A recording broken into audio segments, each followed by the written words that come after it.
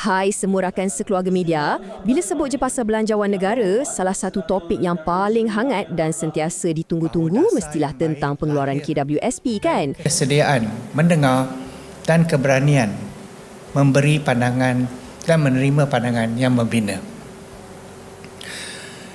Dalam semangat itulah, kerajaan komited memastikan belanjawan 2027, belanjawan meladeni yang kelima yang bakal dirangka benar-benar berpaksikan realiti semasa. Macam mana kita sendiri boleh suarakan cadangan kita terus kepada pihak kerajaan sebelum bajet dibentangkan? Sekarang, mungkin ada yang tertanya-tanya, kenapa susah sangat nak keluarkan duit kita sendiri? Memang boleh faham kenapa ramai yang rasa sangat kecewa bila syarat pengeluaran diketatkan. Bagi kebanyakan pencarum, ini kan wang titik peluh sendiri yang dah disimpan bertahun-tahun lamanya. Tambahan pula dengan kos sara hidup sekarang yang makin naik, duit itulah yang dilihat sebagai penyelamat. Sama ada nak selesaikan hutang-hutang yang tertunggak, kos perubatan ataupun nak kumpul duit bayar deposit rumah. Pendek kata, memang terdesak dan sangat diperlukan sekarang. Tapi, kalau kita lihat situasi ni dari kedua-dua belah pihak secara adil, kerajaan sebenarnya ada alasan tersendiri. Pihak kerajaan nak elakkan pengeluaran berskala besar macam zaman Ilestari dan Isina dulu sebab mereka risau mereka nak jaga simpanan hari tua supaya tak berlaku isu kemiskinan bila kita dah bersara nanti. Cumanya, realiti untuk sebahagian besar rakyat, macam mana nak fikir pasal hari tua kalau hari ni pun dah cukup sesak dan terbeban, kan? Jadi, kedua-dua pihak, baik kerajaan maupun rakyat, masing-masing ada poin yang kukuh berdasarkan keadaan dan keutamaan semasa. Jadi, apa tindakan kita? Berita baiknya, kerajaan memang ada sediakan satu saluran rasmi khas untuk kita suarakan pendapat. Anda sebenarnya boleh hantar terus cadangan pengeluaran KWSP ni kepada Kementerian Keuangan atau MOF. Mereka ada sediakan borang cadangan rakyat di portal rasmi mereka. Setiap cadangan yang kita hantar ni, jawatan kuasa kementerian akan teliti dan saring sebelum bajet dibentangkan pada 9 Oktober 2026. Ini memang peluang keemasan untuk pastikan suara kita betul-betul sampai dan dibaca oleh pihak atasan. Okey, apa agaknya cadangan yang selalu orang minta? Salah satu draft cadangan yang paling banyak disuarakan adalah permohonan untuk pengeluaran bersasar dengan had sekitar RM5,000 hingga RM10,000. Pengeluaran ini biasanya orang cadangkan untuk diambil dari akaun sejahtera atau akaun persaraan. Fokusnya memang khas untuk bantu pencarum yang betul-betul terdesak ya. Contohnya macam nak bayar tunggakan hutang rumah, menampung kos perubatan yang kritikal atau untuk mereka yang baru hilang kerja. Matlamat utama cadangan ni satu je, untuk selamatkan pencarum daripada jatuh muflis. Selain tu, ada juga cadangan tentang kadar peratusan masuk ke akaun fleksibel atau akaun 3 kita. Macam yang kita tahu, sekarang ni kadarnya ditetapkan pada 10%. Jadi, ada draft cadangan yang minta supaya kadar ni dinaikkan sikit kepada 15 atau 20% untuk sementara waktu bagi belanjawan 2027 ni. Kenapa? Sebab cara ni diharap dapat tolong naikkan sikit aliran tunai bulanan pencarum. Yalah, dengan keadaan harga barang yang naik, terutamanya di kawasan bandar, lebihan duit tunai ni memang sangat membantu untuk kelangsungan hidup bulanan. Cadangan yang ketiga pula, ramai yang memfokuskan kepada kelonggaran syarat untuk keluar duit bagi tujuan pendidikan dan beli rumah. Maksudnya di sini, ada yang memohon supaya syarat untuk keluarkan duit dari akaun sejahtera dipermudahkan lagi. Tak kiralah untuk mudahkan urusan beli rumah pertama atau nak bayar balik pinjaman belajar macam PTPTN. Kalau cadangan ini diambil kira, ia memang beri ruang nafas yang besar untuk kita kurangkan komitmen hutang bulan-bulan dan pada masa yang sama ringankan sikit beban perbelanjaan isi rumah. Baiklah, macam mana caranya kalau anda nak hantar cadangan-cadangan ni? Mudah sangat. Anda cuma ada 3 langkah mudah.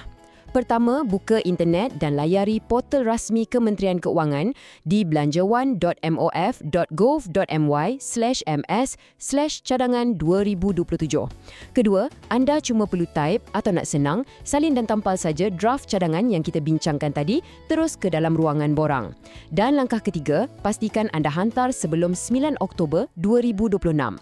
Tak perlu tergesa-gesa, ambil masa anda, semak dengan teliti dan baru hantar. Tapi sebelum tu, saya nak selitkan sikit pesanan penting. Tolong beringat ya, bila layari internet atau nak isi borang cadangan ni, pastikan anda betul-betul berada di portal rasmi kerajaan yang sah. Hati-hati dengan pautan yang nampak pelik atau mencurigakan. Tolong jangan sesekali kongsi maklumat peribadi, macam nombor PIN kad bank, kata laluan apatah lagi nombor OTP anda kepada sesiapa. Pihak kerajaan tak akan pernah minta maklumat perbankan macam ni untuk urusan cadangan bajet. Kita kena sentiasa waspada supaya tak jadi mangsa penipuan atau skam. Kalau anda rasa perkongsian hari ini bermanfaat, minta tolong tekan butang like dan kongsikan video ni dengan keluarga dan kawan-kawan kita. Biar lebih ramai yang tahu cara nak suarakan pandangan mereka di saluran yang betul. Dan jangan lupa tekan subscribe untuk menyokong komuniti kita dan dapatkan maklumat lanjut di masa hadapan. Kami sentiasa mendoakan urusan anda semua dipermudahkan. Ketahuilah bahawa anda tidak bersendirian. Kami sekeluarga media sentiasa ada di sini untuk anda. Terima kasih banyak-banyak kerana meluangkan masa bersama kami hari ini. Jaga diri. Bahawa dasar yang baik lahir dari kesediaan mendengar dan keberanian memberi pandangan dan menerima pandangan yang membina.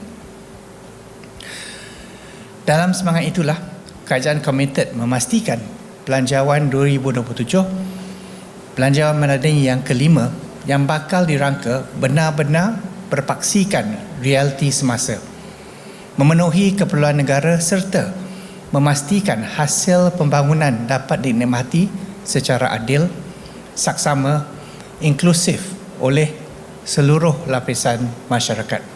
Usaha untuk menstrukturkan semula ekonomi bukanlah mudah. Seringkali dasar yang diperkenalkan tidak popular, tetapi perlu dilaksanakan kerana manfaat jangka panjang yang lebih besar kepada negara dan kesejahteraan rakyat. Belanjawan 2027 merupakan belanjawan yang mengambil kira ketidaktentuan ekonomi global dan harapan rakyat yang semakin tinggi terhadap pencapaian dan penyampaian kerajaan.